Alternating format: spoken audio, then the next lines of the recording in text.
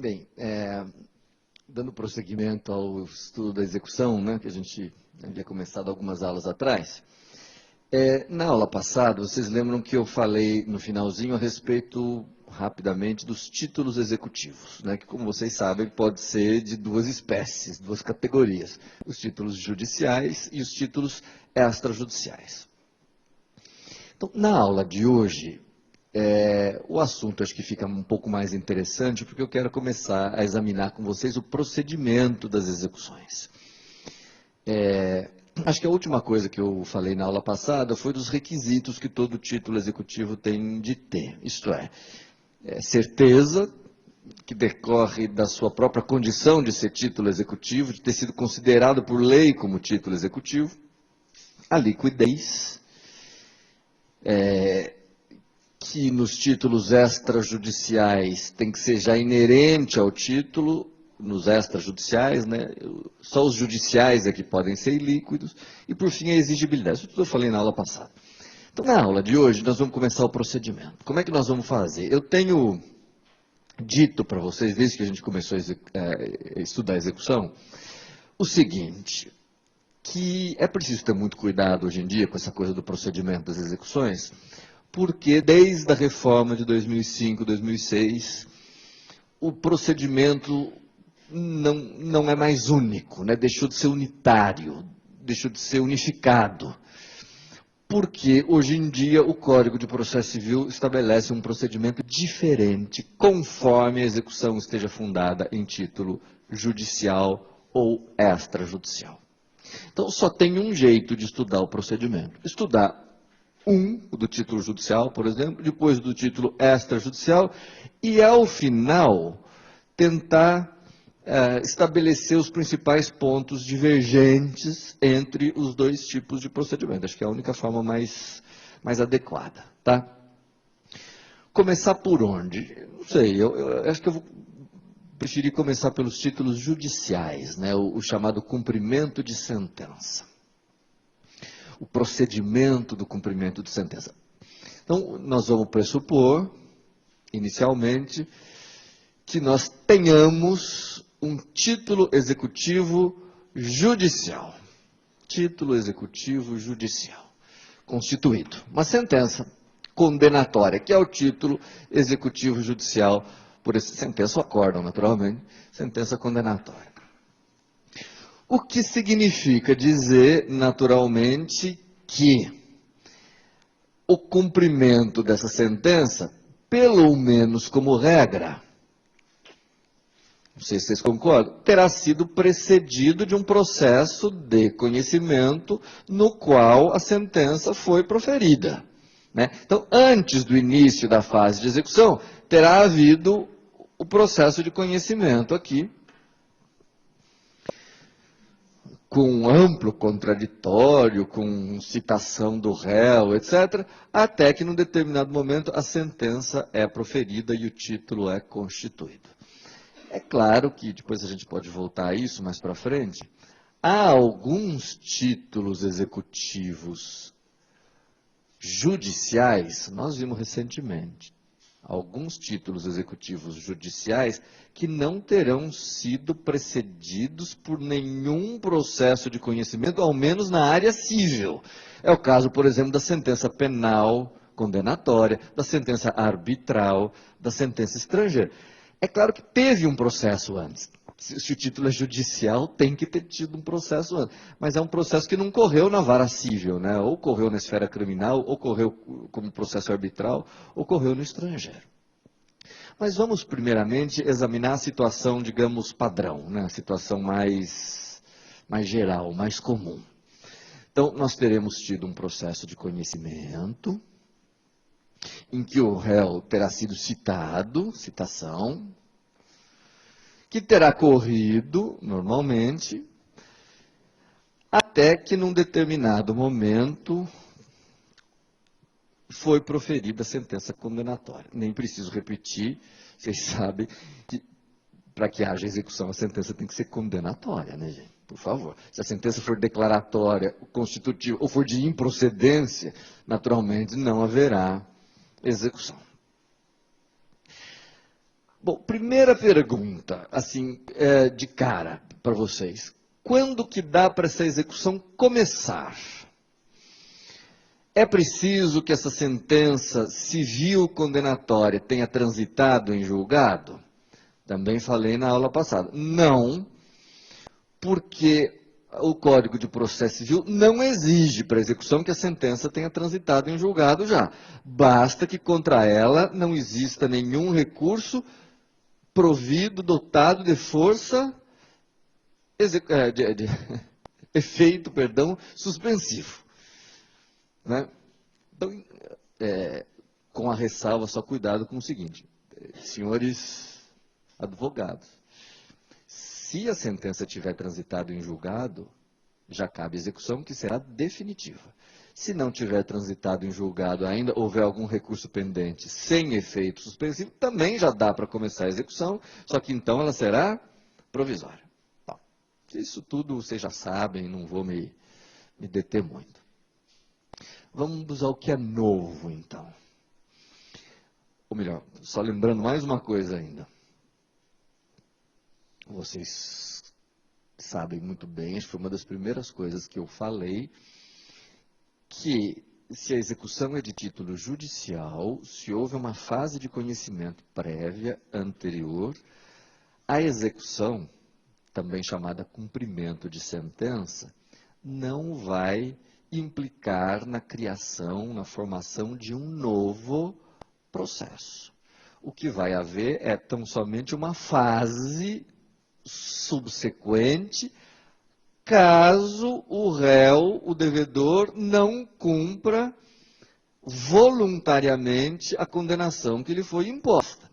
Então, veja, nós tivemos o processo de conhecimento, culminou com a sentença ou com o acórdão condenatório, chegou-se à fase de execução, de cumprimento de sentença, que só vai ser necessária, é óbvio, se a obrigação não vier a ser espontaneamente cumprida, voluntariamente cumprida. Tá certo?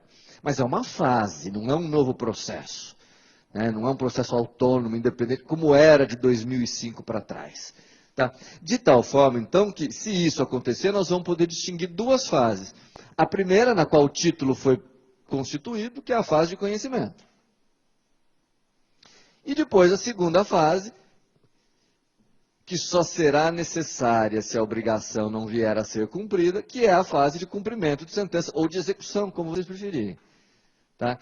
Não tem problema nenhum vocês chamarem essa fase de cumprimento de sentença, que é a expressão que o Código usa, como fase de execução. É execução. Cumprimento de sentença e execução são a mesma coisa. Tá?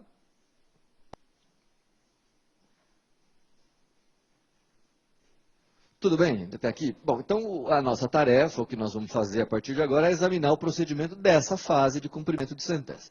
Só para a gente ter uma certa regra aqui, para vocês entenderem, eu vou começar examinando, gente, a hipótese que é a mais comum, sinceramente, é a hipótese que ocorre em 95% dos processos, em que a condenação imposta seja a condenação ao pagamento de uma determinada quantia, a chamada execução por quantia.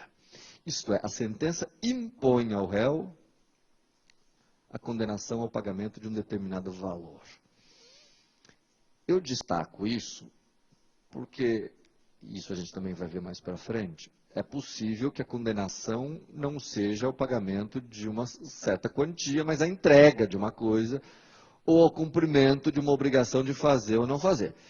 Aí o procedimento vai ser outro, a gente estuda mais para frente. Vamos, como eu disse, primeiro nos ater ao caso mais, ou a situação mais comum, mais padrão, que é cumprimento de sentença para pagamento de determinada quantia. Então, pressupõe que o réu tenha sido condenado a pagar um determinado valor. Tá? Essas eram as considerações introdutórias. Então, vamos ver qual que é o procedimento, tem muita coisa interessante. Embora a reforma já tenha aí uns 8 anos, ainda tem muita discussão, muita dúvida. Vamos tentar examinar todos os ângulos aí do cumprimento de sentença.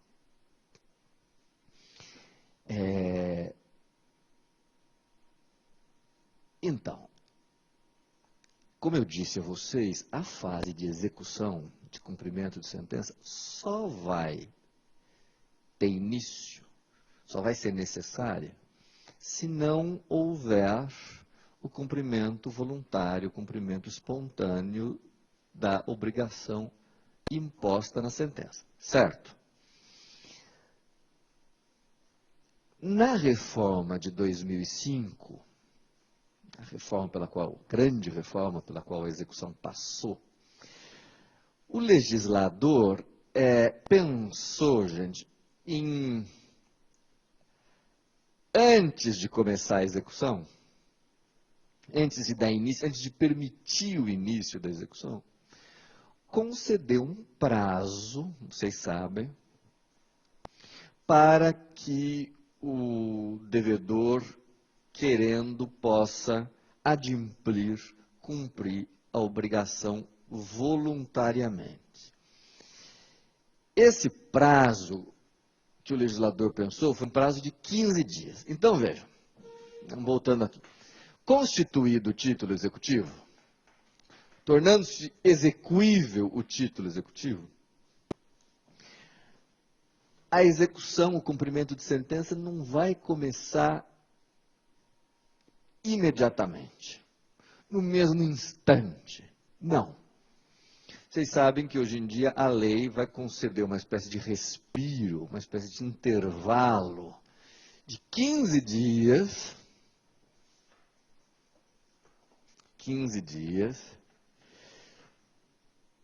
para que o devedor, querendo, cumpra voluntariamente a obrigação. Já vamos falar do prazo, já vamos falar de tudo, mas primeira coisa importante, olha aqui. Nesses 15 dias, a execução ainda não começou. Esses 15 dias não fazem parte ainda da fase de cumprimento de sentença. Aliás, pode ser que a fase de cumprimento nem se inicie, nem se torne necessária. A ideia é essa, de que nesses 15 dias o devedor pague, cumpra a obrigação, de maneira que a execução nem precise se iniciar. Não é? E o legislador ainda pensou no seguinte, assim, uma espécie de contrapartida. O legislador pensou assim, vamos conceder esse prazo, que é para o devedor refletir, talvez conseguir dinheiro, ir atrás, pedir emprestado, sei lá o quê, para tentar, nesses 15 dias, resolver a obrigação, cumprir. Ele que é um devedor cumpridor dos seus deveres, quem sabe nesses 15 dias ele cumpra a obrigação e aí nem precise dar início à execução. Em compensação, diz o legislador, estamos dando esse prazo. Nesse prazo, ninguém pode mexer com o devedor. A execução não começou. Não pode haver penhora, não pode haver arresto, não pode haver bloqueio, não pode haver nada. É o prazo de respiro. É um intervalo. Mas, se o devedor, apesar deste prazo que nós lhe estamos concedendo de 15 dias, não pagar, não satisfizer voluntariamente a obrigação, ultrapassados os 15 dias, então, a fase de cumprimento de sentença poderá se iniciar, terá início, mas o débito será acrescido de uma multa de 10%. O que significa dizer, se for preciso passar a fase de cumprimento de sentença, se for necessário passar a fase de cumprimento de sentença, só por isso o débito deverá ser acrescido de uma multa de 10%. Tá? Bom, isso muito rapidamente ou muito superficialmente. Agora vamos tentar enfrentar as dificuldades que esse sistema, esse novo sistema implantado em 2005 no nosso ordenamento jurídico trouxe. Então, veja. Primeiro, constituído o título executivo judicial e não cabendo mais recurso com efeito suspensivo, é possível começar a execução. Cumprimento de sentença. Mas antes, tem que se dar ao devedor este prazo de 15 dias. Primeira observação. Este prazo de 15 dias, gente, é para pagamento. Não é para discutir débito, não é para depositar para poder mais para frente impugnar, não. É para o devedor querendo pagar. Por que eu digo isso? Para que, em primeiro lugar, vocês percebam que, sendo para pagar, não é um prazo processual propriamente dito. Porque prazo processual é prazo para praticar um ato processual. Contestar, recorrer, impugnar, arrolar testemunho, isso é prazo processual. Aqui é um prazo material, porque é um prazo para quitar o débito. Pagamento é um instituto do direito material, não do direito processual, vocês concordam? Por que isso é importante, então? Porque sendo um prazo de direito material, a ele não se aplicam aqueles aumentos de prazo próprios do direito processual que nós estudamos antigamente. Por exemplo, Fazenda Pública, Ministério Público e Defensoria Pública não tem prazo em dobro. Como não terão prazo em dobro, litisconsortes com advogados diferentes. Não, o prazo é de 15 dias, não é prazo processual. Não é prazo para praticar um ato do processo. Absolutamente não. É prazo civil. É prazo para quitar o débito.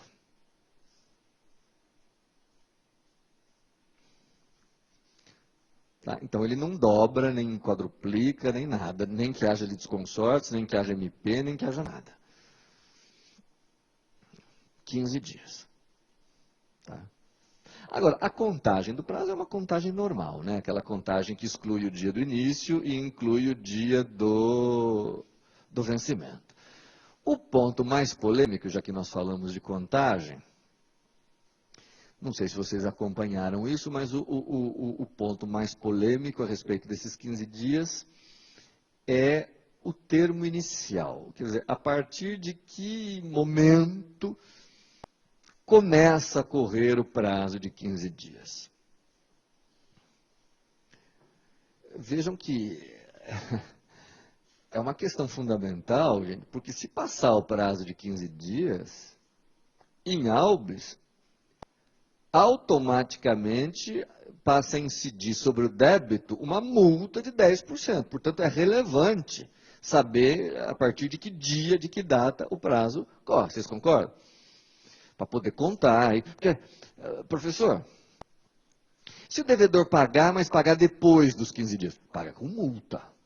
Né? Assim, desde que o prazo de 15 dias tenha sido ultrapassado sem o pagamento, incide a multa. Então, acho que uma das questões mais polêmicas a respeito desse prazo foi justamente essa, a partir de quando que ele corre. Porque surgiram 3 teorias, vejam só. 3 teorias a respeito da contagem desse prazo de 15 dias. Quais? Uma dizendo que o prazo correria automaticamente, independentemente de qualquer intimação. Então, vejam, para essa primeira corrente, bastava que o título estivesse constituído e contra ele não coubesse nenhum recurso com efeito suspensivo para que o prazo automaticamente, sem nenhuma intimação prévia, passasse a correr. Vamos supor,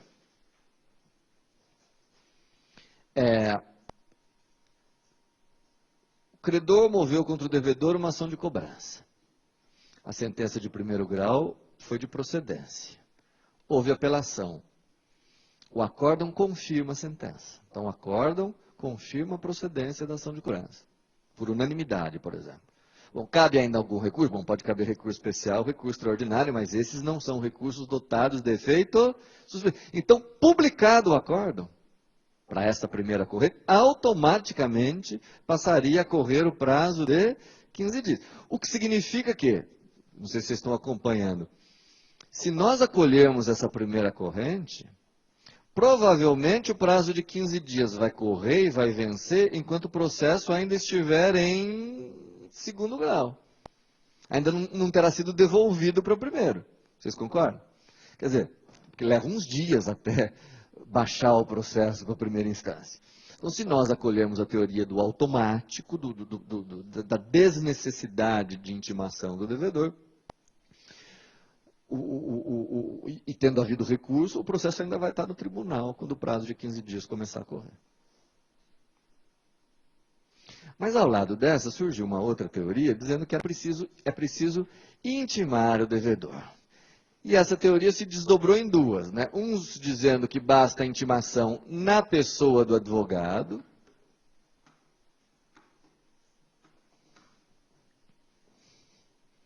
Não bastaria intimar o devedor a pagar, ou da ciência ao devedor da baixa dos autos e de que é para ele pagar em 15 dias, na pessoa do advogado. E como é que se faz intimação de advogado no processo civil? Com a publicação no Diário Oficial. Tá? Então, se nós acolhermos essa segunda corrente, constituído o título lá no tribunal, o tribunal vai baixar, e a hora que ele baixar, o juiz de primeiro grau vai despachar assim: cumpra-se o venerando acórdão e intime-se o devedor para pagamento, na pessoa do seu advogado, para pagamento em 15 dias. E aí é que o prazo começa a correr. Vejam que não há, por essa segunda corrente, necessidade de intimação pessoal do devedor. Bastará a sua intimação na pessoa do advogado. E há uma terceira corrente, dizendo que o prazo só começaria a correr a partir da intimação pessoal do devedor. Então, essa terceira corrente mais rigorosa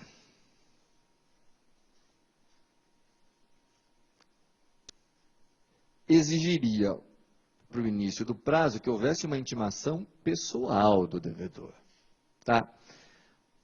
Bom, gente, assim, essas são as três correntes que se formaram, e de fato se formaram. Se vocês fizerem uma pesquisa de doutrina, sobretudo, vocês vão verificar que há defensores para cada uma das três correntes. Qual das três vocês acham melhor? Eu não sei. Esta última corrente, embora defendida por grandes processualistas, a da intimação pessoal, se ela fosse acolhida, ela implicaria num problema muito sério, que é o seguinte. Olhem para cá para eu tentar explicar. Qual foi uma das grandes vantagens que a reforma de 2005 tentou introduzir na execução? Ao dizer que ela não era mais um novo processo, mas apenas uma fase subsequente, fase de cumprimento de sentença, não mais um processo autônomo, a reforma de 2005 tornou desnecessária a citação do devedor nessa fase de cumprimento de sentença. Tá certo? Uma vez que o cumprimento de sentença não é mais um processo autônomo, mas só uma fase, não há necessidade de uma nova citação do devedor. Essa foi uma das grandes vantagens que a reforma propagandeou, vamos dizer assim, apresentou. Ora, se nós passássemos a entender que nessa fase inicial do cumprimento de sentença houvesse a necessidade de intimação pessoal do devedor, toda a vantagem que seria obtida com a dispensa da citação seria perdida agora com a necessidade de intimação pessoal. Ou seja, nós estaríamos trocando 6 por meia dúzia. Em vez de citar pessoalmente, teria que intimar pessoalmente. Ora, então, verdade seja dita, essa terceira corrente acabou não prevalecendo, embora, repito, tenha respeitáveis defensores, acabou não prevalecendo. A disputa maior que se apresentou foi entre as duas primeiras correntes. Professor, já tem uma decisão já tem uma corrente majoritária? Tem. De início, gente, muitos processualistas defenderam a corrente do prazo automático, a primeira corrente. Mas depois se verificou que essa primeira corrente trazia uma certa insegurança quanto ao início do prazo, porque tinha gente que ficava em dúvida, a partir de que momento não cabe mais recurso com efeito suspensivo, como é que se faz essa contagem, etc. Então, depois de uma certa hesitação, olha aqui, o STJ pacificou o entendimento.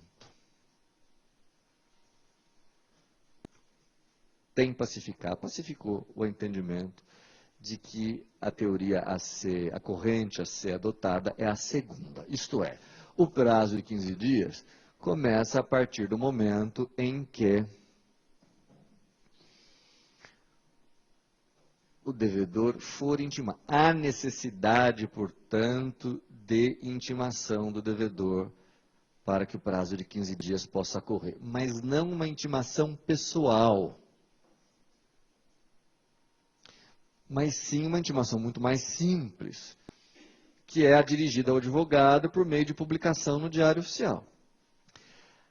Aqui vocês podem ficar tranquilos, porque como a fase de cumprimento de sentença não é um novo processo, é só uma continuidade, aquela procuração que o advogado recebeu de início, autoriza esse advogado, pelo menos como regra, a continuar acompanhando o réu até o final.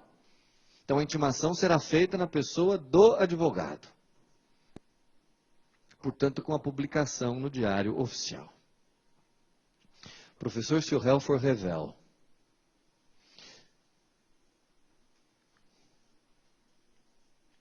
Se o réu for revel, aí não há necessidade de intimação, porque o artigo 322 do CPC, essa é uma dica, o artigo 322 do CPC diz, contra o revel, os prazos correm independentemente de intimação. Tá? Artigo 322, contra o revel, os prazos correm independentemente de intimação. Então, se o réu é revel, bom, aí não precisa.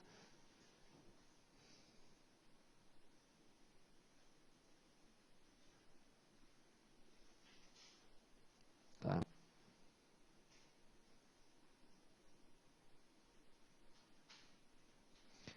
Tudo bem? Então, há necessidade de intimação, mas a intimação será feita na pessoa do advogado. O prazo de 15 dias vai então correr. Uma observação importante aqui.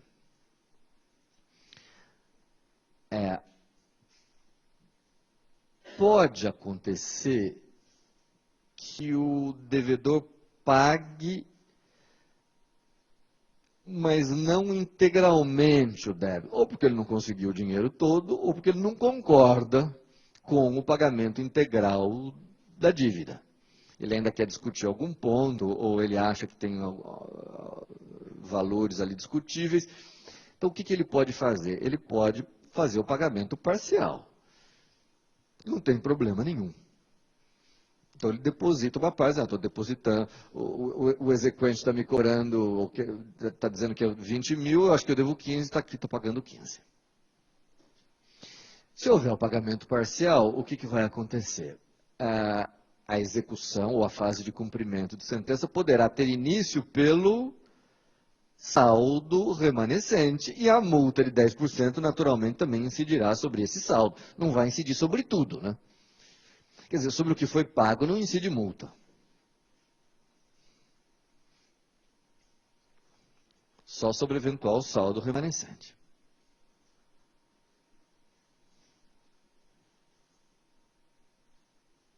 É isso.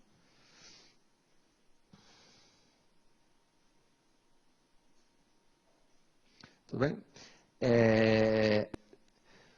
Outra coisa, tem ocorrido com uma certa frequência na prática, o devedor dizer assim, olha, excelência, eu estou depositando aqui o valor, Mas eu não quero que o credor levante. Eu só estou depositando para dizer que eu estou depositando, porque eu quero discutir depois esse débito.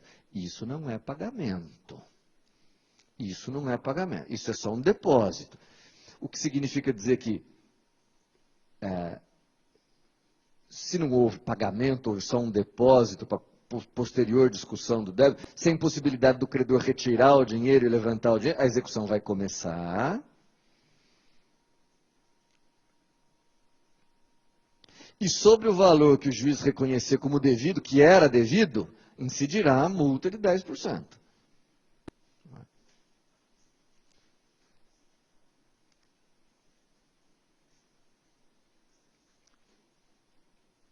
Sem dúvida que, quer dizer, se o juiz reconhecer ao final que era devido o valor que ficou ali depositado, vai incidir sobre esse valor a multa.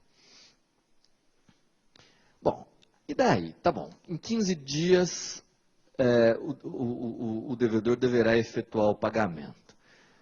Professor, na prática, isso tem funcionado?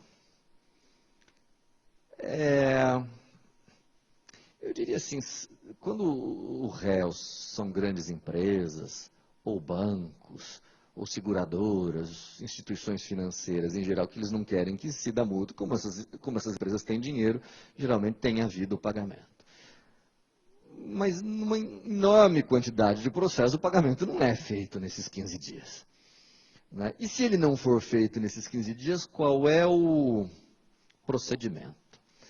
Então, aqui, até este momento, até agora, nós não, se vocês pararem para prestar atenção, nós não começamos a estudar a execução ainda. Nós só estudamos esse intervalo no qual a execução não teve início, porque é o intervalo de respiro, como eu tenho insistido, do devedor, para ele pagar voluntariamente.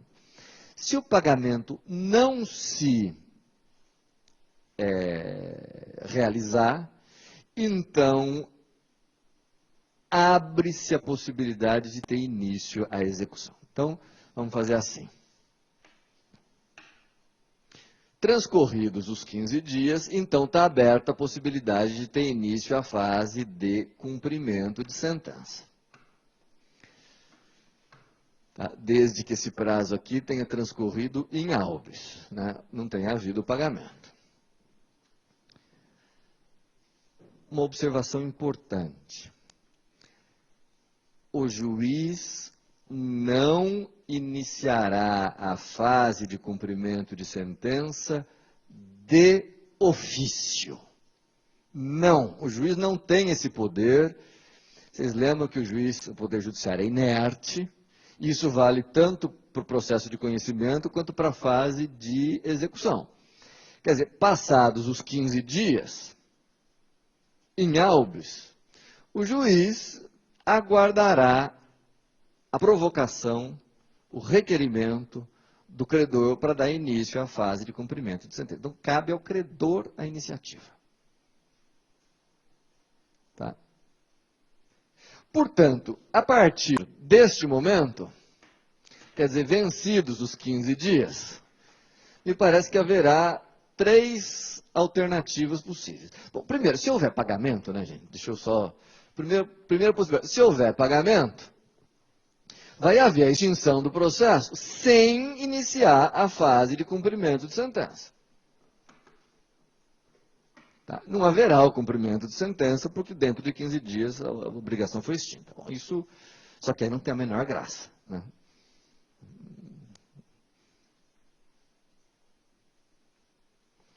Segunda possibilidade que eu quero abordar com vocês é a de, ultrapassado o prazo de 15 dias, o exequente permanecer inerte. Exequente inerte. É uma possibilidade. Né? O que vai acontecer se o exequente não provoca, não requer o início dessa fase de cumprimento de sentença? Vimos que o juiz não pode, então, determinar de ofício. Qual é a providência a ser tomada? Então, o que o juiz faz? Tem algumas coisas interessantes aqui para a gente examinar. Diz o Código de Processo Civil, o juiz deverá determinar que os autos aguardem em cartório, a provocação do credor pelo prazo de, alguém lembra? 6 meses. Então, durante 6 meses, os autos do processo ficam no próprio cartório, não são, portanto, arquivados, eles ficam ali, aguardando a provocação e a iniciativa do credor. 6 meses. É claro que se a qualquer momento, ao longo desses 6 meses, o exequente tomar a iniciativa, a execução começa. E se o prazo de 6 meses também passar em albis? Resposta. Então, o juiz determinará a remessa dos autos ao arquivo. Então, prestem muita atenção. Olha aqui. Primeiro correu um prazo de 15 dias, que era para pagar, tá certo? A execução ainda não pode ser requerida, porque são 15 dias para pagamento voluntário. Transcorridos os 15 dias em albis, aí cabe ao exequente tomar a iniciativa de promover a execução, promover o cumprimento de sentença. E o juiz fica 6 meses esperando com os autos em cartório. Tá? Claro que esses 6 meses só começam a contar depois que tiverem vencido os 15 dias iniciais, tá certo? Então, primeiro se espera os 15 dias, transcorrido em albis os 15 dias, passa a correr os 6 meses para a iniciativa do exequente. Se em 6 meses o exequente não tomar providência, o juiz determina a remessa dos autos ao arquivo. Então, os autos deixam de ficar no cartório e são remetidos ao arquivo. A minha pergunta para vocês é, remetidos os autos ao arquivo, depois de transcorridos os 6 meses de inércia do exequente, ainda é possível que ele requeira a execução? Sim ou não? Ou remetidos os autos ao arquivo, ele não pode mais fazer nada? Pode. Pode. Mesmo que os autos tenham ido ao arquivo, ainda é possível ao exequente dar início à execução. A única coisa que ele vai ter que fazer é pagar uma taxa de desarquivamento, esperar um pouco os autos serem desarquivados, né? Mas ele pode, não tem problema nenhum.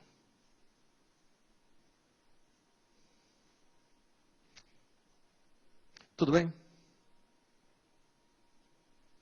E aí vem a pergunta talvez mais interessante e mais complicada, que é a seguinte: sim, mesmo que os autos tenham ido ao arquivo, o exequente ainda pode promover a execução, não tenho dúvida. Mas tem um limite? Se os autos estiverem há 3 anos, 5 anos, 10 anos, 80 anos nos arquivos, ainda é possível promover a execução ou tem algum tipo de limite?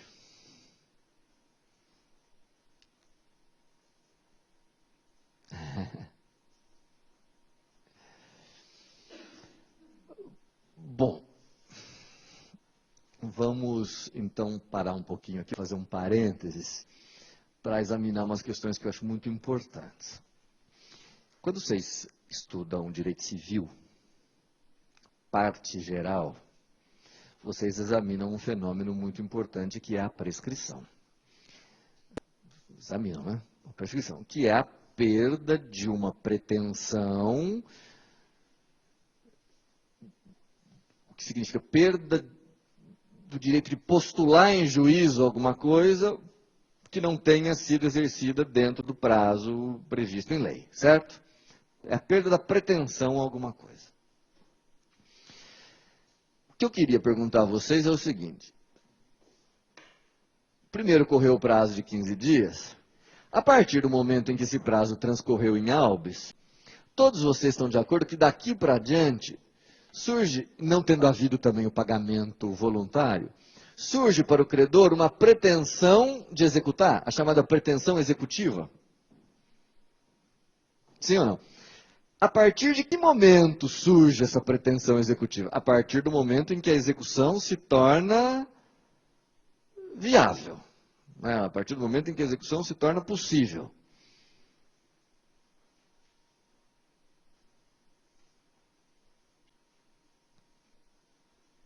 Bom, se a partir desse momento surge a pretensão executiva, sendo uma pretensão, cabe a pergunta, ela está sujeita à prescrição? Se a execução não for promovida no prazo, ela está sujeita à prescrição?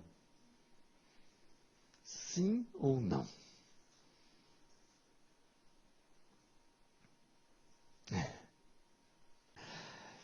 Bom, eis o momento de eu apresentar a vocês uma súmula do Supremo Tribunal Federal, bastante antiga, dos anos 50, eu acho 40, 50, bastante antiga e que às vezes as pessoas se esquecem, mas ela é fundamental, que é a súmula 150.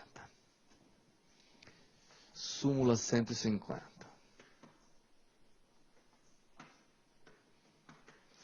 Que diz uma coisa fundamental para nós e para o nosso assunto, que vocês não podem mais esquecer. A súmula 150 diz: a execução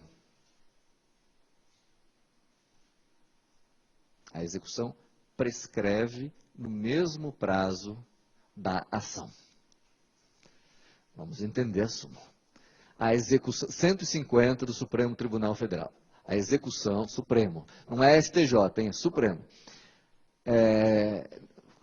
Quando ela foi editada, nos anos 40, 50, nem havia o Superior Tribunal de Justiça. Essa súmula diz: a execução prescreve no mesmo prazo que a ação.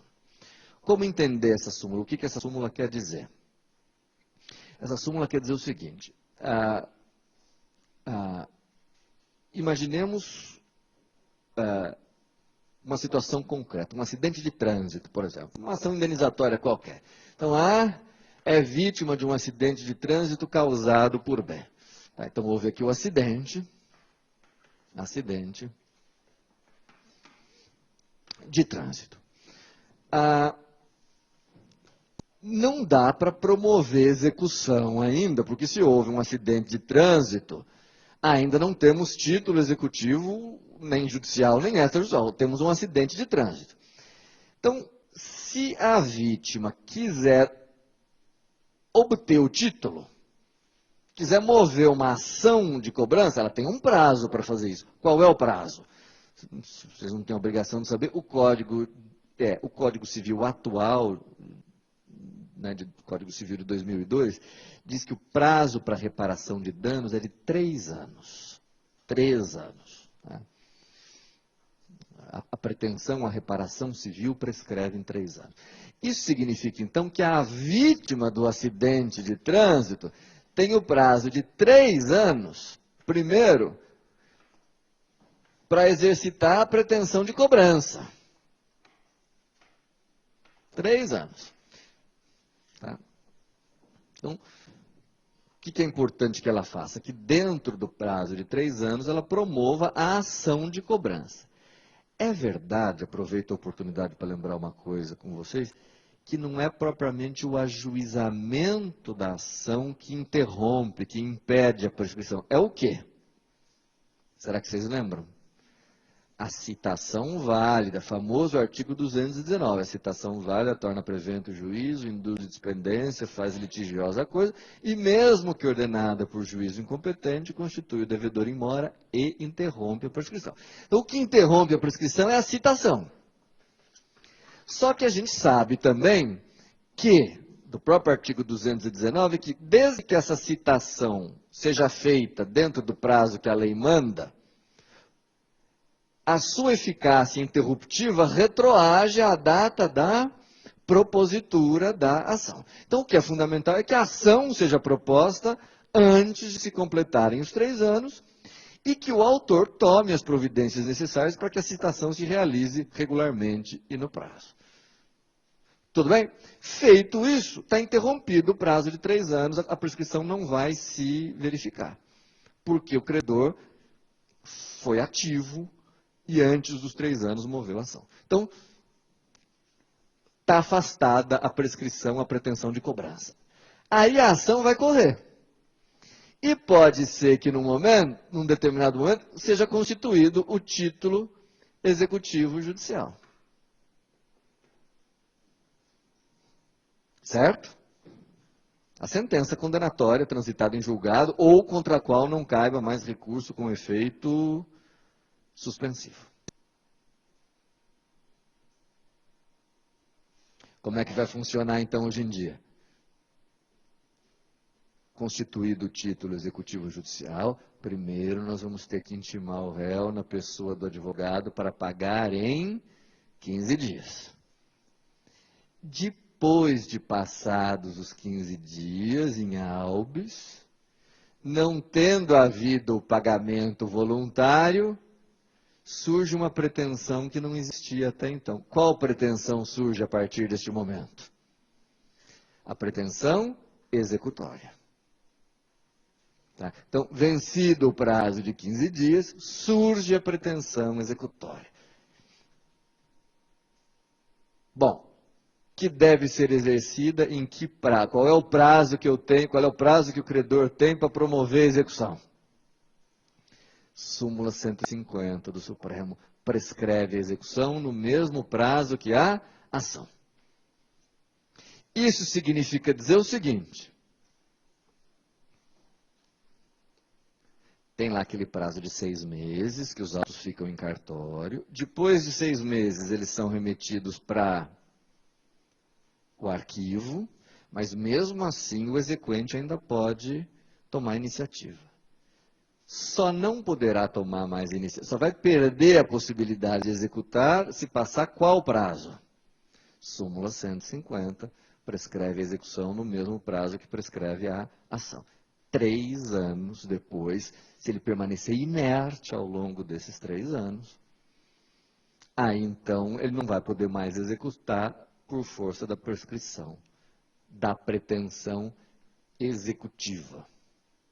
Um pouco semelhantemente, eu tenho muito medo de entrar nessa seara, mas um pouco semelhantemente ao que acontece na esfera do direito penal e do processo penal. Lá também tem a pretensão, a prescrição da pretensão condenatória e depois a prescrição da pretensão de execução da pena, não é isso? Aqui é a mesma coisa. Agora, não sei se vocês percebem o seguinte, uma vez que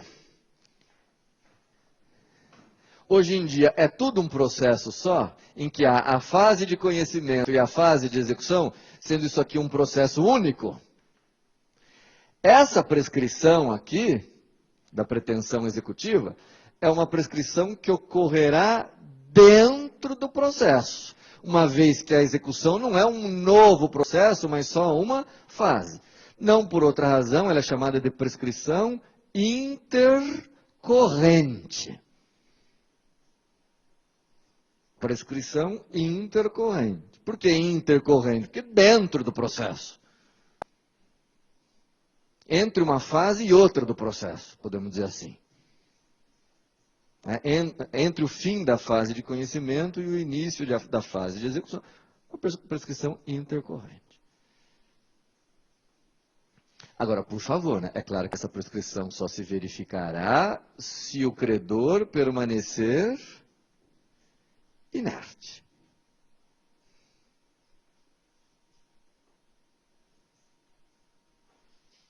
Tudo bem?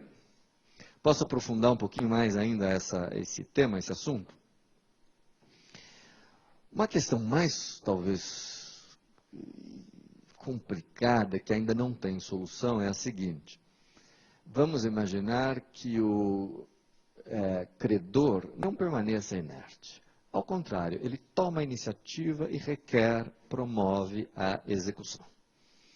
Pedindo, não a citação, porque não tem mais citação, mas pedindo a penhora de bens do devedor. Tá? Então ele faz uma petição dizendo, excelência, estou aqui movendo, requero o início da fase de cumprimento de sentença, e requer a expedição de mandado de penhora de bens do devedor, e requer... Bom,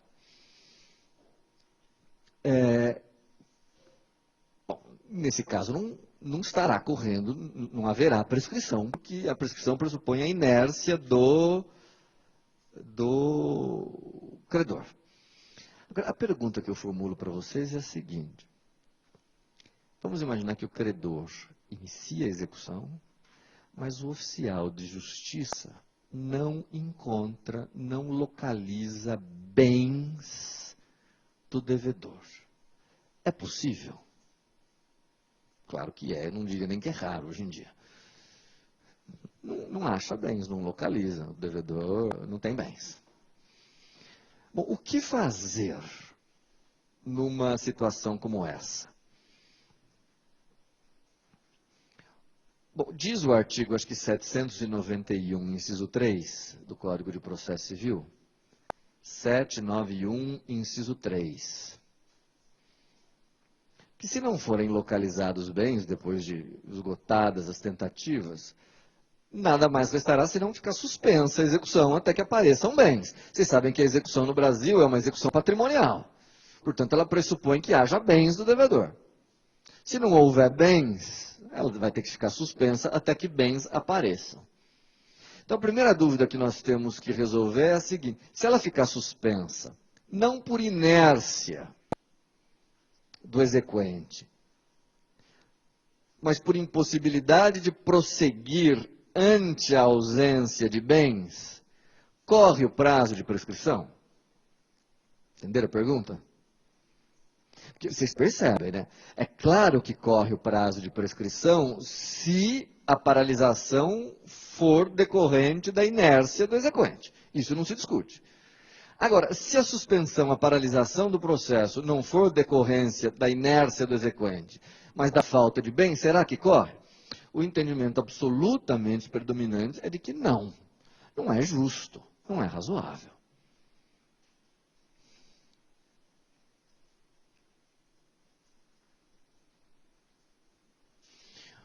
O que não tem solução, pelo menos até esse momento, é assim: e aí, se não encontra bens? Não está correndo prazo de prescrição.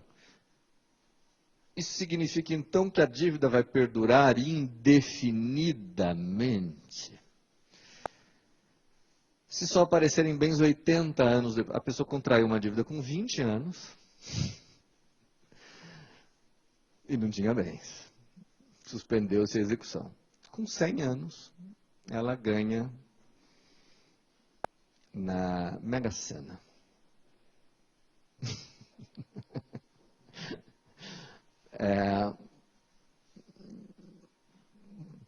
É possível executá-la?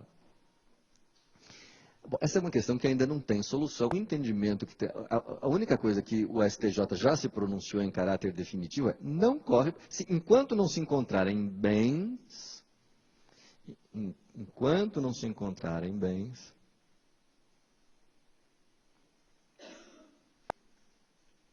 não corre a execução, fica suspensa.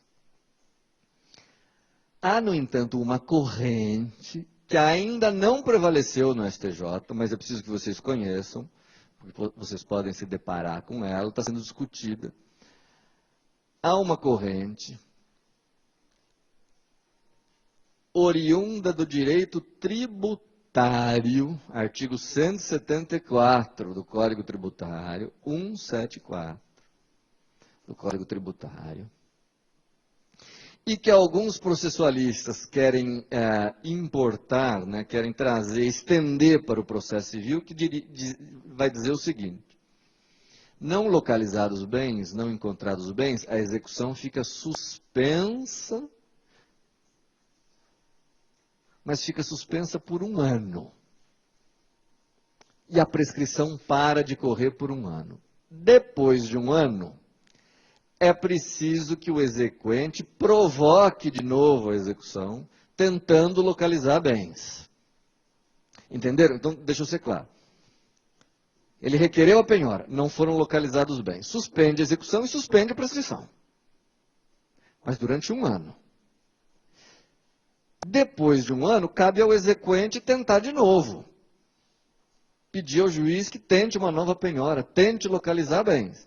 Se ele não o fizer depois de 1 ano, aí retomaria, a prescrição retomaria a sua contagem.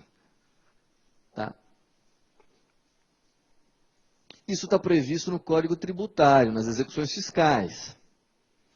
Mas alguns processualistas têm sustentado a aplicabilidade ao processo civil. Não é ainda um entendimento majoritário, mas existe essa corrente. Não sei se ficou claro. Quer dizer, não localizados os bens, suspende a execução e suspende a prescrição por 1 ano. Mas se passado 1 ano o exequente continuar inerte, a prescrição começa a correr. Tá? Agora, mesmo essa solução não é completa, porque se a cada ano o exequente tomar a iniciativa e continuar não localizando bens, a prescrição não vai acontecer nunca. Tá? Então, senhores advogados, se vocês quiserem evitar, se vocês são credores, ou advogados, e querem evitar a prescrição, seria importante que a cada ano vocês tentassem, renovassem os pedidos de localização de bens. Com isso, vocês vão periodicamente interrompendo a prescrição.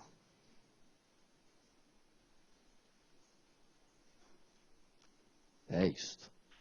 Deu para acompanhar bem essa questão da prescrição? Bom, a terceira, nem sei onde está mais, a terceira alternativa, aqui. Não. A terceira alternativa seria o exequente requerer o início da execução. Então, que é a hipótese, claro, que vai nos interessar mais de perto, né? Então, passados os 15 dias, o exequente peticiona requerendo o início da fase de cumprimento de sentença. Bom, gente, primeiro, isso é um requerimento do exequente, né? Uma vez que nós já vimos que o judiciário não pode agir de ofício. Não é uma petição inicial, porque nós não estamos diante de um novo processo, por favor. Então, não há necessidade nesse requerimento de serem preenchidos aqueles requisitos do artigo famoso 282 do Código de Processo Civil, com causa de pedir, valor da causa, requerimento de prova, nada disso. É só uma petição, dizendo excelência. Tem lá a sentença condenatória, já correu o prazo de 15 dias, requeiro a expedição de mandado de penhora, requeiro o início da fase de cumprimento de sentença. Tá? Alguns cuidados, no entanto, que o exequente deve ter ao formular esse requerimento. O que esse requerimento deve trazer de especial? Primeiro, uma memória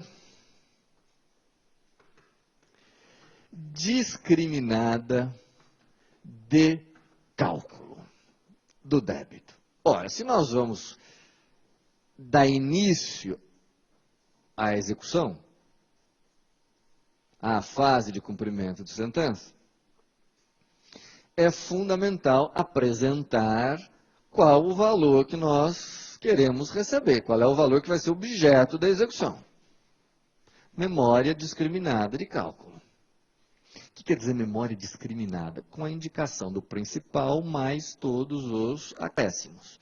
Qual é o principal, quais são os juros, qual é a correção monetária, quais são os índices, quais são os honorários do advogado, enfim, uma memória analítica, né, do cálculo.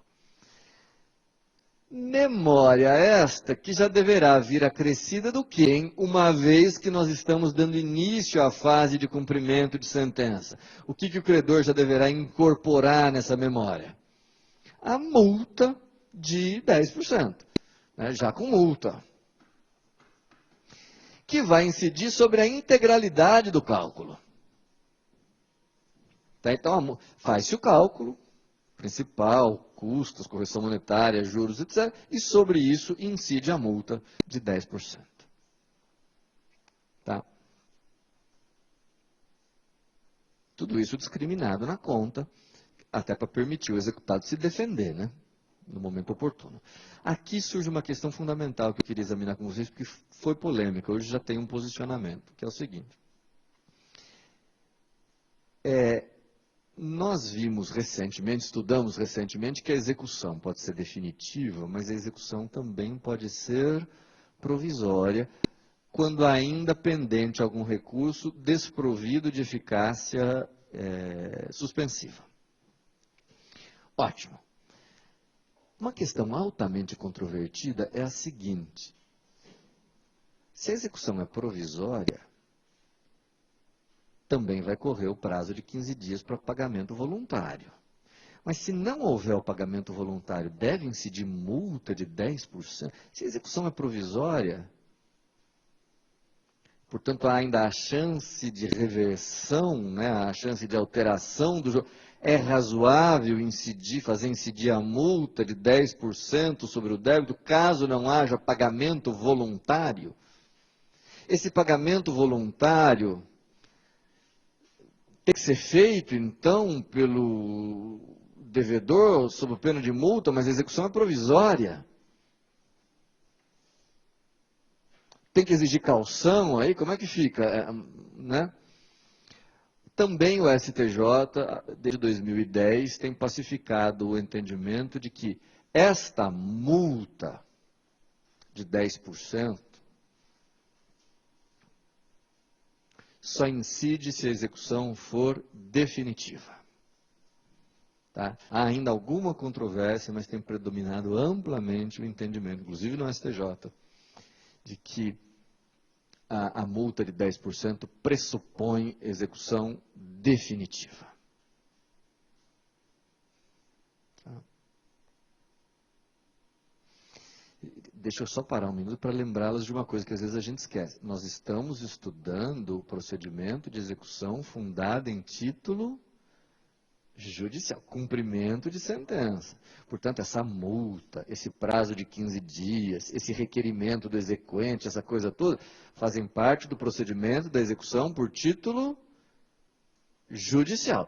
Eu digo isso porque às vezes eu vejo no fórum execuções de título extrajudicial, execução de promissório, em que o exequente pede multa. Não tem multa. A multa é um mecanismo, né, é uma forma de coerção para pagamento das execuções de título judicial.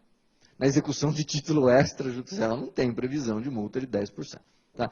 Mas voltando aqui, um cuidado que o credor tem que ter é a apresentação dessa memória discriminada de cálculo, já acrescida da multa. E, aproveitando o ensejo, o advogado do exequente, do credor, pode pedir ao juiz que nessa fase inicial do cumprimento de sentença fixe novos honorários advocatícios, agora relativos a essa nova fase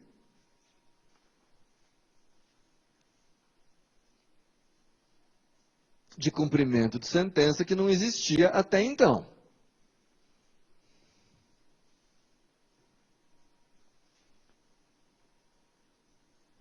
É tranquilo o entendimento que cabem novos honorários advocatícios relativos a essa nova fase. Porque, veja, gente, olha aqui. É verdade que o devedor já terá sido condenado em honorários advocatícios na sentença ou no acórdão. Mas esses honorários advocatícios fixados na sentença ou no acórdão são relativos à fase de conhecimento, à fase inicial do processo. Não é? Mais tarde, se não há o pagamento voluntário e o advogado tem que promover a execução, em que ele vai ter mais trabalho, vai ter novas tarefas, etc., ele faz jus a que sejam fixados novos honorários advocatícios devidos à fase de cumprimento de sentença. E convém que ele já requeira a sua fixação nessa fase inicial, até para poder somar já com a memória de cálculo. Honorários advocatícios da fase executiva.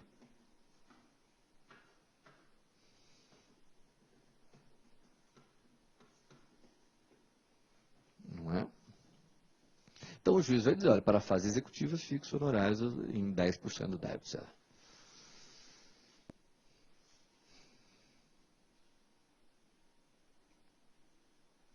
Tudo bem?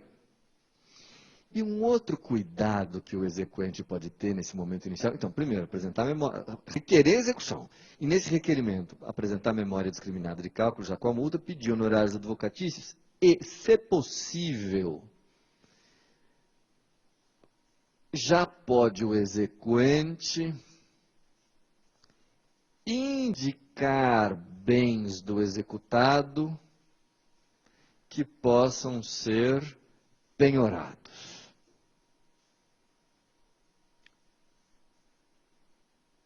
Essa foi uma das mudanças, uma das alterações trazidas pela reforma. Antes da reforma, quem tinha a prioridade de indicar bens era o devedor. E isso já era criticado há bastante tempo. Quer dizer, dá ao devedor o direito de ele indicar quais bens ele deseja que sejam penhorados, trazia como consequência o fato de geralmente ele indicar, adivinha o quê? O que ele tinha de pior. Móveis velhos, carros caindo aos pedaços, títulos da dívida pública do começo do século XX, cascas de esmeralda e coisas desse tipo, que evidentemente não satisfaziam jamais o exequente. Hoje não. Hoje o exequente pode indicar a prioridade do exequente, a prioridade é do exequente para a indicação de bens penhoráveis. Professor, o exequente é obrigado a fazer isso? Ele tem que indicar bens do devedor? Não, pode ser que ele não descubra quais são esses bens, não consiga apurar, etc. Se ele não indica bem nenhum, o oficial de justiça sairá com um mandado de penhora para tentar encontrar bens penhoráveis do devedor. Então, assim, não é que o credor é obrigado a dizer de cara quais bens ele quer que seja, mas ele tem prioridade. Então, se ele souber quais são esses bens, convém que ele já os indique para permitir que a penhora se realize mais rapidamente. Tá? Então, acrescentar aqui indicação de bens penhoráveis, se possível. Bens penhoráveis. Esses são os cuidados, então, que o exequente tem que ter ao requerer, ao formular o seu pedido para que tenha início a fase de cumprimento de sentença. O juiz vai dar uma olhada nessa petição, nesse requerimento, vai ver se preenche esses requisitos que eu enumerei a vocês, e se tiver tudo em ordem, qual vai ser o despacho do juiz, qual vai ser a determinação dele. Por favor, o juiz não vai determinar a citação do executado. Tá? Porque nós não teremos um novo processo, mas só uma nova fase. Se tiver tudo em ordem, o que o juiz vai fazer é a determinação da expedição de mandado de penhora e avaliação, diretamente. Tá? Então, vamos fazer assim, havendo o requerimento do exequente, e estando tudo em ordem, será expedido um mandado, não de citação, mas já de penhora e avaliação de bens. Então, é um mandado cuja finalidade é determinar que o oficial de justiça realize não só a penhora, mas também a avaliação dos bens penhoráveis. Então, eis um momento importante para nós aqui, em que a gente vai ter que examinar um ato que é fundamental, indispensável em qualquer tipo de execução por quantia, que é a penhora. Gente, sem penhora, a execução por quantia não prossegue. Sem penhora, porque não foram localizados bens, não foram encontrados bens, etc., nada restará ao juiz, já vimos isso, está lá no artigo 791, inciso 3, nada restará se não conseguir penhora de bens, se não suspender a execução. Não tem como prosseguir. Portanto, a penhora é o ato central, eu diria, é o ato fundamental da execução por quantia. Por quê? O que é penhora, na verdade? É o ato pelo qual se individualizam bens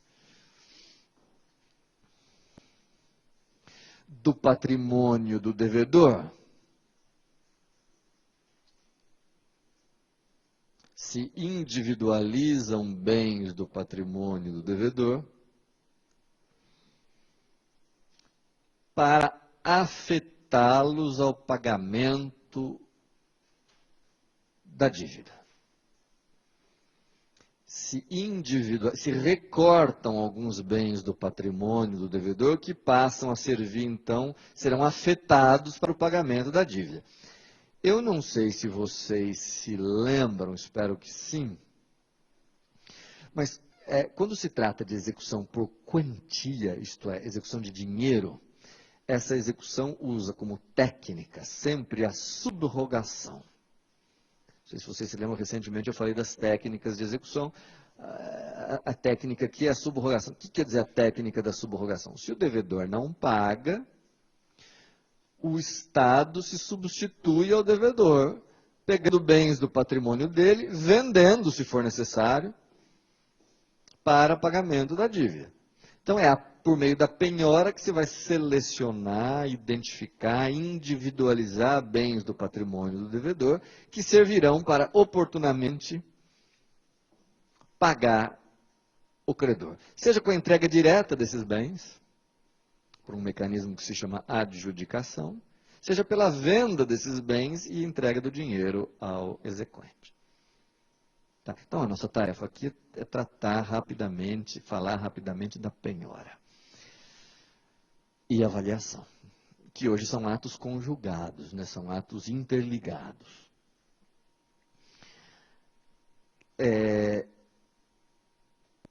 Primeira observação, acho que é fundamental aqui, essa penhora, gente, a penhora no Brasil, como regra, se realiza com a apreensão do bem ou dos bens,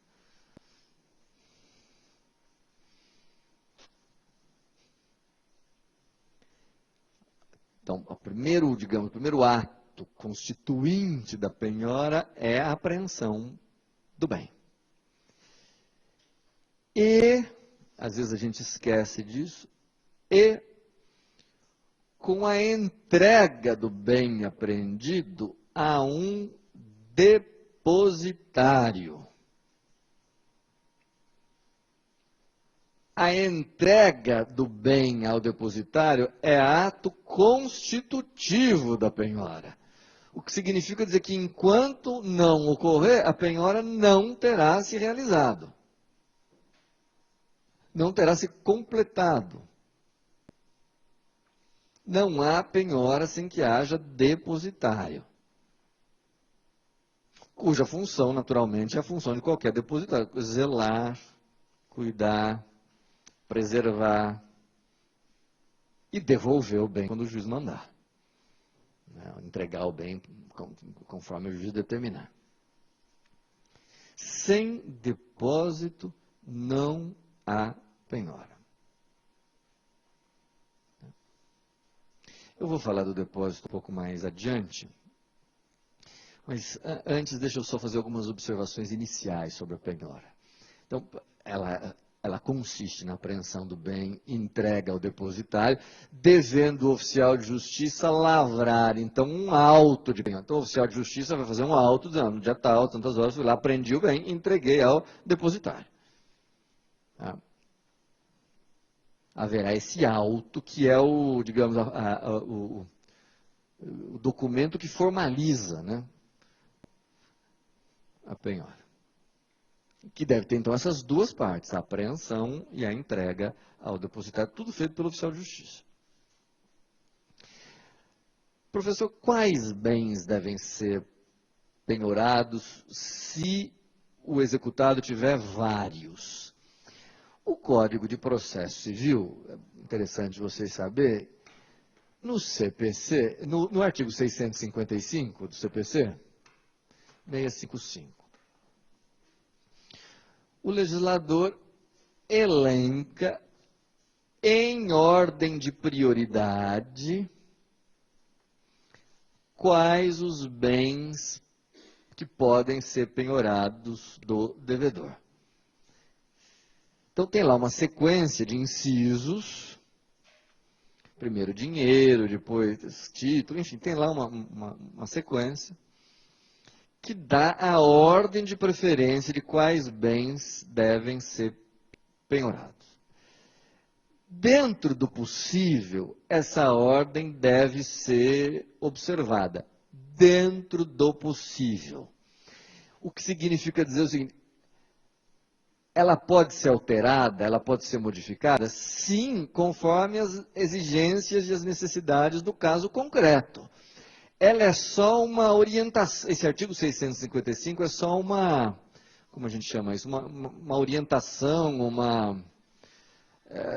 que deve seguir e pode ser alterada conforme o caso concreto. Então, o juiz pode subverter, alterar a ordem do artigo 655, justificando, claro, conforme as necessidades do caso concreto. Se vocês olharem aí, vocês vão ver que o primeiro da lista é dinheiro.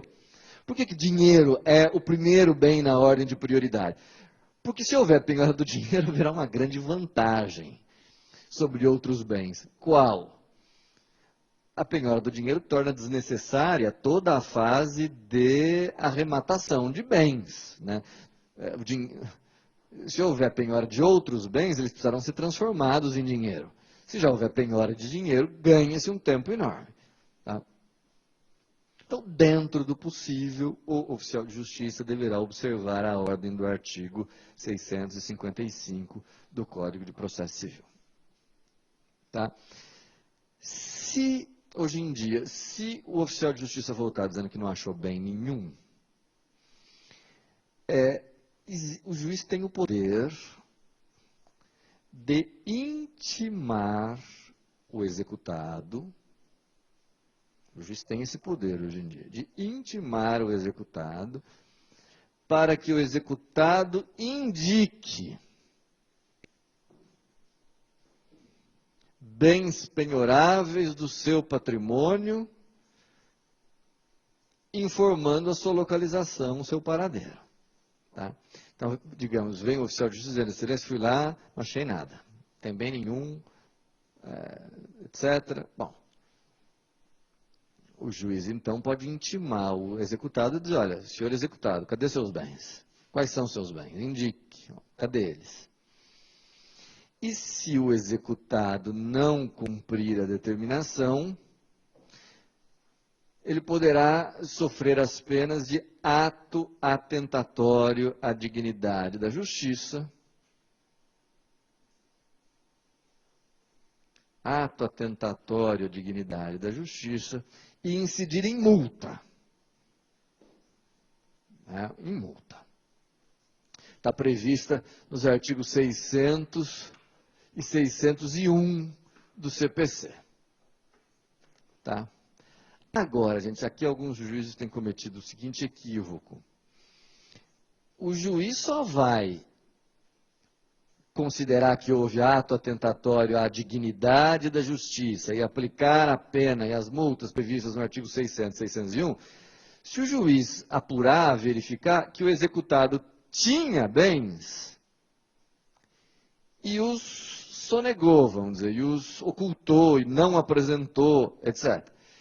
Agora, se ele não apresentou bens porque não tem de fato, aí não é caso de incidir multa, né? Quer dizer, a pena de multa não é porque a pessoa não tem bens. A pena de multa é porque a pessoa tem, mas os sonegou, não os apresentou. Então, isso tem que ficar caracterizado para que o juiz possa aplicá-la. Tá? Daqui a pouco eu vou falar quais bens podem, quais bens não podem ser penhorados, gente, mas antes de avançar, eu queria dizer para vocês o seguinte: até esse momento eu disse para vocês que a penhora se realiza normalmente com a realização de um ato complexo que consiste na apreensão do bem e na entrega desse bem ao depositário. Antes de avançar, no entanto, eu queria falar de 3 penhoras cujo procedimento foge um pouco dessa regra. São 3 penhoras de procedimento especial, vamos dizer assim, cuja realização, cuja efetivação se faz de uma forma um pouco diferente dessa que nós estudamos até agora, dessa forma comum. E são 3 formas de penhora muito comuns, até muito frequentes e muito importantes. A primeira é a penhora de imóveis. A penhora de imóveis, que hoje, é importante vocês saberem, vem quase que inteiramente regulamentada pelo artigo 659 do Código de Processo Civil. 659. Não preciso nem dizer da importância, da relevância para vocês da penhora de imóveis, né? Acho que, não sei se metade, mas uma boa parte das penhoras tem por objeto bens imóveis. Pois bem, o que muda na penhora de imóveis? Gente, olha que interessante aqui, né? Olha só, olha, só um minuto. Antes da reforma grande de 2005, não importava se o bem penhorado fosse móvel ou se ele fosse imóvel. A penhora, de 2005 para trás, sempre exigia apreensão do bem e entrega ao depositário. Tá? Depois da reforma, se percebeu que a apreensão do bem, esse ato de ir lá e apreender o bem e entregá-lo ao depositário, faz mais sentido. Tem mais razão de ser, ou só se justifica quando o bem é móvel. Porque aí ele, de fato, corre o risco de se perder, de desaparecer, de se deteriorar, etc. Quando se trata de bem imóvel, a apreensão efetiva deste bem faz menos sentido. Porque não corre o risco dele fugir, dele sumir, dele desaparecer, naturalmente, porque ele é imóvel. Foi pensando nisso que na reforma o legislador passou a dizer o seguinte: quando se tratar de bem imóvel, é possível ainda realizar a penhora, se o credor preferir, por auto de oficial de justiça. Auto do oficial de justiça. É possível. Tá? Enfim, vai lá, teu imóvel, apreende o bem e entrega ao depositário. Não está excluída essa possibilidade. Mas, se houver certidão imobiliária do imóvel nos autos, aquela certidão do registro de imóveis, relativa ao imóvel do devedor, em vez de se fazer a penhora por oficial de justiça, a lei autoriza a penhora por simples termo nos autos. Então, esta penhora de imóveis, se houver certidão descrevendo o imóvel, certidão registrária descrevendo o imóvel, juntada aos autos, não se justifica mais, não tem mais necessidade dessa penhora ser feita por oficial. Para que o oficial de justiça ir lá? Então, neste caso, a lei autoriza a realização por termo nos autos, portanto, sem a participação do oficial de justiça, ao menos na fase de penhora. Depois, na avaliação, a gente vê daqui a pouco, mas na penhora, o oficial de justiça não vai mais, não tem mais necessidade. O que é um termo nos autos? É um termo de penhora. Nos próprios autos se digita termo de penhora e dá o imóvel por penhorado. Tá? Qual é a grande vantagem? Bom, não precisa pedir mandado para o oficial de justiça, aguardar as demoras inerentes. E, sobretudo, mesmo que o imóvel seja em outra comarca, não tem importância, faz-se por termo nos autos. Tá? Quando não havia isso, quando não havia essa possibilidade, e a penhora tinha que ser feita por oficial de justiça, se o imóvel estivesse em outra comarca, tinha que se expedir carta precatória, com todas as demoras daí decorrendo, para que a penhora fosse realizada. Ora, se o bem é imóvel, faz-se por termo nos autos. Feita a penhora por termo nos autos, diz o Código de Processo Civil.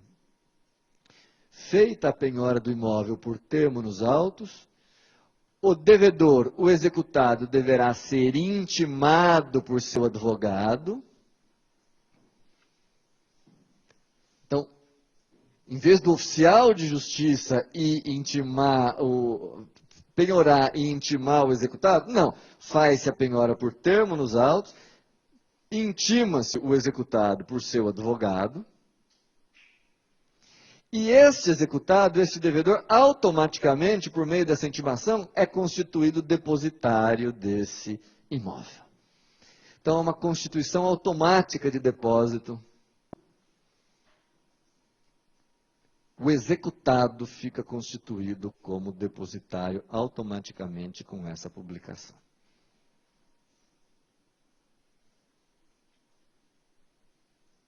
Tudo bem?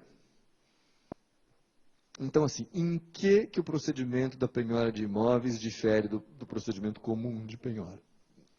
No fato de que pode ser realizado sob a forma comum, em algum caso específico, se o credor preferir, etc., ou havendo certidão imobiliária por termo nos autos, sem necessidade de oficial de justiça, e publicando-se, intimando-se o executado por meio do seu advogado. Certo? Uma segunda categoria de penhoras, que eu chamaria de especiais, ou de procedimento um pouco diferenciado, não sei se vocês já ouviram falar, a penhora no rosto dos autos. Essa é uma expressão bastante comum, quem advoga já deve ter se defrontado com essa expressão. Requeiro a penhora no rosto dos autos, etc, etc. Em que ela consiste?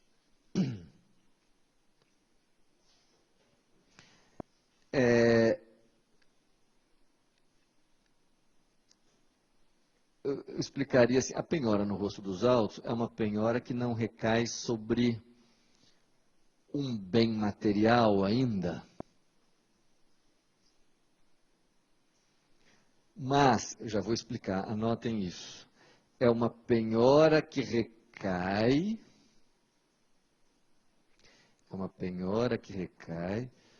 sobre um eventual direito do executado, que está sendo discutido em outro processo. Penhora que recai sobre eventual direito do executado que está sendo discutido em outro processo. Por exemplo, vamos imaginar que A promove uma execução em face de B. A está executando B. Sai o oficial de justiça para penhorar bens de B e volta informando ao juiz que não achou bem nenhum do devedor. Não se localizam bens do devedor. Bom, o juiz então ouve o exequente, para ver se o exequente tem alguma ideia, descobre algum bem, e vem o exequente e diz assim, olha, B não tem bem nenhum. Não tem casa, não tem carro, não tem nada. Mas, sei lá, ele tem um parente que morreu, deixou bens, e existe um inventário do parente. Inventário do parente de B.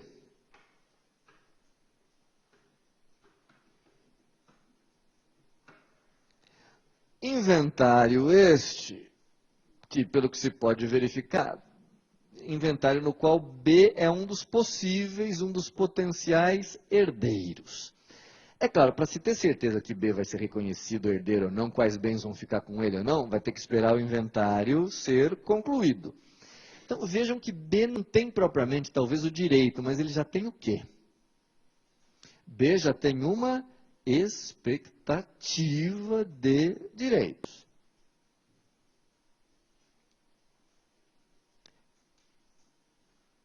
Expectativa de direito essa que já pode ser penhorada.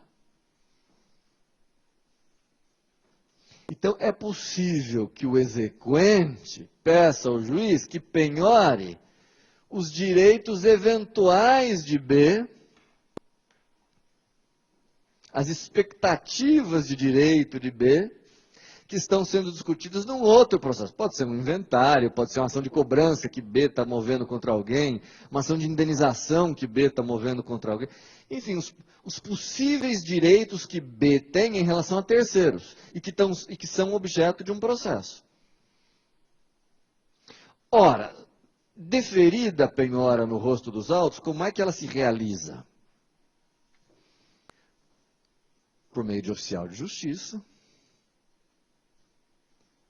Agora, como é que o oficial de justiça, senhores advogados, como é que o oficial de justiça vai penhorar um direito, uma expectativa de direitos do executado? Como é que se aperfeiçoa isso? Como é que se concretiza?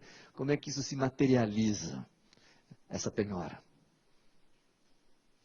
O oficial de justiça que trabalha, que atua na execução, vai receber o mandado de penhora e deve ir até onde a vara,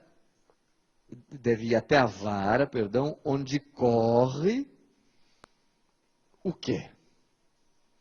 O processo em que eventuais direitos do executado estão sendo discutidos. Tá? Então, sei lá, a execução está correndo na primeira vara civil. Sai um mandado e o oficial de justiça com esse mandado vai até onde corre o inventário, sei lá, 7ª vara de família.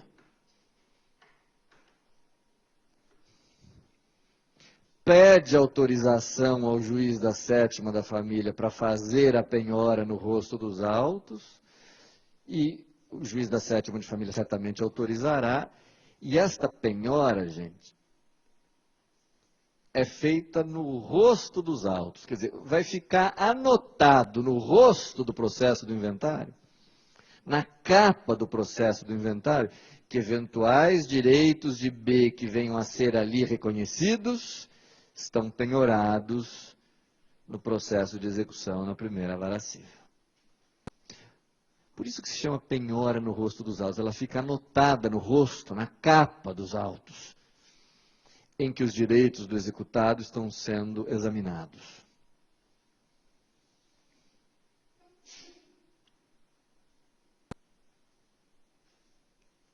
E aí de duas uma, né, gente? Não sei se vocês concordam comigo. Quando o processo em que os direitos de B estão sendo discutidos chegar ao seu final, de duas uma. Se o direito de B não for reconhecido, qual a consequência? A penhora realizada torna-se ineficaz, perde o objeto. Se aquela expectativa de direito não se confirmar, não for concretizada, a penhora fica sem efeito.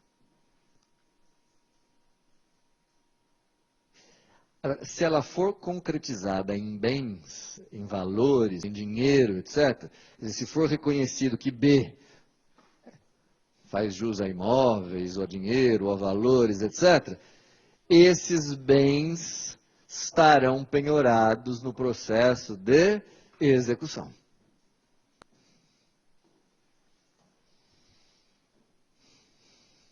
Então, o que há de peculiar nesse tipo de penhora? Não é propriamente que ela tenha um procedimento diferente, é que ela é uma penhora de uma mera expectativa, né?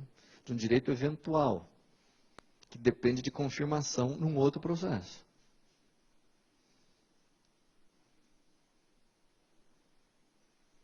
E que se aperfeiçoa quando o oficial de justiça vai à vara em que corre esse outro processo e realiza essa penhora que fica anotado na capa, no rosto dos autos. Ok? Para a gente concluir, por causa do horário, depois a gente volta, uma terceira categoria de penhoras um pouco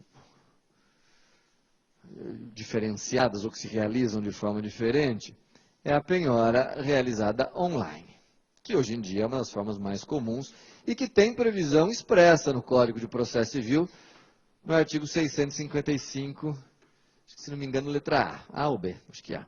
655A do Código de Processo Civil, que prevê a realização, a possibilidade de penhora online, que é aquela realizada com a utilização, né, 655 letra A, com a utilização de sistemas informatizados de penhora.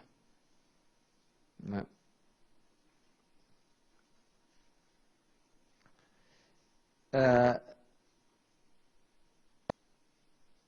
Pelo menos aqui no estado de São Paulo, existe um convênio do Poder Judiciário com o Banco Central que permite a penhora online, acho que isso talvez no Brasil todo, a penhora online de todas as contas bancárias que o devedor tenha em juízo. Existe também um convênio já permitindo a penhora online de veículos, bloqueia diretamente no Departamento de Trânsito, não é? E que tem constituído modos eficacíssimos, né, de localização de bens. Porque às vezes o devedor sumiu, a gente não localiza o devedor, não localiza bens nem nada, mas realizando a penhora online a gente consegue bloquear, penhorar contas bancárias do devedor ou até veículos desse devedor. Algumas observações, depois a gente volta, que hoje não vai dar tempo, mas algumas observações sobre esse meio. O que ele tem de diferente é que, primeiro, ele não é realizado por oficial de justiça. Não tem a apreensão propriamente do dinheiro e a entrega a um depositário. O que acontece é que o Banco Central recebe a determinação do judicial e o Banco Central repassa essa ordem para todas as instituições financeiras do país que bloquearão contas bancárias do devedor em todas as instituições financeiras onde ele tenha depósitos, repassando depois esses valores para uma conta vinculada ao juízo onde corre a execução. Tá? Então, seja onde tiver sido realizado o bloqueio, num banco distante, etc., esse banco tem que repassar o dinheiro para uma conta vinculada ao juízo.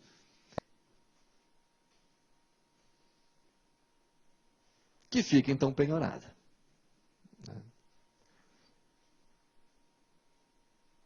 Convém até que se faça um pequeno termo de penhora desse valor, termo de penhora do valor depositado na conta bancária número tal, vinculada a este juízo. Tá? Duas coisas rapidamente, daí a gente termina. Uma primeira coisa havia uma certa discussão se este método de penhora online poderia ser utilizado de imediato ou se só deveria ser utilizado depois de esgotadas as possibilidades de localização e apreensão de bens. Felizmente, tem se pacificado o entendimento de que pode ser usado de imediato, porque afinal é o meio mais eficaz. Se nós formos perder tempo tentando localizar outros bens, o devedor, descobrindo isso, retira tudo que ele tem, saca tudo que ele tem de contas bancárias e o exequente fica a ver navios. Além do que, isso é penhora de dinheiro, e não sei se vocês lembram, o artigo 655 do Código de Processo Civil coloca o dinheiro como primeiro na ordem de prioridade de bens penhoráveis. Tá? Há, no entanto, algumas imperfeições nesse sistema que ainda não foram corrigidas, talvez com o tempo venham a ser corrigidas, só para terminar, que são as seguintes. Primeiro, é claro que o sistema não consegue detectar contas destinadas a recebimento de salários, nem cadernetas de poupança até 40 salários mínimos. O sistema bloqueia tudo. Bloqueia, inclusive, então, nós vamos ver isso um pouco mais para frente, mas bloqueia, inclusive, valores que são impenhoráveis, como salários, aposentadorias, cadernetas de poupança até 40 salários mínimos. O que fazer se o bloqueio recair sobre esses valores? Bom, caberá ao executado ir a juízo, comprovar a origem desses valores e pedir a liberação. O juiz, verificando que de fato é assim, liberará de imediato, o mais rápido possível, os valores. Tá? Isso não há uma outra solução. E a última imperfeição, e aí a gente acaba, é a seguinte. Às vezes acontece, não é muito comum, mas às vezes acontece de o devedor, em vez de uma conta, ter várias contas bancárias, todas elas com depósitos suficientes para fazer frente ao débito. O sistema não sabe escolher uma conta e penhorar uma delas. o sistema vai penhorar em todas as contas do devedor o valor do débito. Então, vamos supor, já, vou lhes dar um exemplo, sei que você está terminando o tempo, mas houve uma vez que um veículo, um processo em que um veículo foi roubado de dentro de um supermercado. Grande cadeia de supermercado. O supermercado foi condenado a pagar o veículo, sei lá, 30 mil reais para o valor do veículo. E não pagou. Deixou transcorrer em Albis o prazo de 15 dias. Foi determinada a penhora online de contas bancárias. Acontece que esse supermercado tinha mais de 40 contas bancárias, todas com depósitos superiores a 30 mil reais. O que aconteceu? O sistema não sabe escolher uma conta. O sistema penhorou nas 40 contas 30 mil reais. O que significa que a penhora, em vez de recair sobre 30 mil, recaiu sobre 1.200.000. Tá? É claro que na mesma hora, imediatamente o advogado do supermercado apareceu, demonstrou o ocorrido e as contas remanescentes foram liberadas. Né? Permaneceu só um depósito. Tá? Mas isso são problemas, digamos, do sistema, que não, por enquanto ainda não se encontrou forma de corrigir. Na próxima aula eu continuo falando de penhora, tem muitas outras coisas para falar, mas não dá mais tempo. Até lá.